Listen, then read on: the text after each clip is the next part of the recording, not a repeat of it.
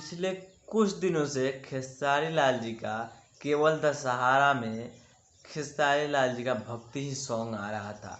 जैसे ही दशहरा ख़त्म हुआ आज वैसे ही खेसारी लाल जी ने भोजपुरी में फिर से दंग फंग मचा के रख चुके हैं। तो जी नमस्कार दोस्तों, स्वागत है मेरे यूट्यूब चैनल भोजपुरी टावर में। तो कैसे हैं आप लोग? हमें उम्मीद है कि आप लोग बहुत अच्छे होइएगा।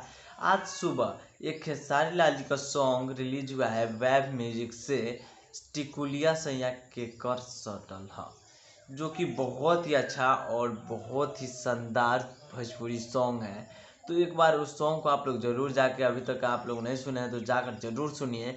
अगर नहीं है उस चैनल गाना मिल रहा है तो जाइए मेरे डिस्क्रिप्शन बॉक्स में और उस सॉन्ग का लिंक दे दिया हूँ, जाइए उस पर क्लिक करके और उस सॉन्ग को पूरे सुनिए।